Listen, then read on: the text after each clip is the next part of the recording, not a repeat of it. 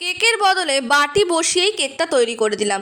বলো তো তোমরা এরকম করলে কি হয়? কাস্টমার এত বার্গেনিং করলো যে আমি কেকই দিলাম না ভেতরে। নমস্কার, আমি রুষা, গোকুলপুর কাটাগঞ্জ কাঁচরাপাড়া থেকে আমি একটা ছোট্ট হোম বেকারি চালাই। আমার কেকের প্রাইস তো এমনিই কম, তোমরা সবাই জানো। সেই কারণেই আমি ভেবেছি এবার থেকে যারাই কেকের দাম নিয়ে বার্গেনিং করবে তাদেরকে কেকের বদলে বাটি বসিয়ে কেক বানিয়ে দেবো। তারপর বুঝুক যে বার্গেনিং করার মজা কি। আমি তো মজা করছি। আসলে বেকিং লাইফে সবারই ইচ্ছা থাকে একটা না একটা প্র্যাঙ্ক কেক তৈরি করার। তো আজ আমি সেমনই একটা কেক তৈরি করছি। এবার এখানে তোমাদেরকে একটা টিপস দিয়ে রাখি। যারা যারা নতুন বেকিং প্রফেশনের সাথে যুক্ত রয়েছে, ফিনিশিং নিয়ে কাজ করার ইচ্ছা রয়েছে, তারা কিন্তু এভাবে প্র্যাকটিস করতে পারো।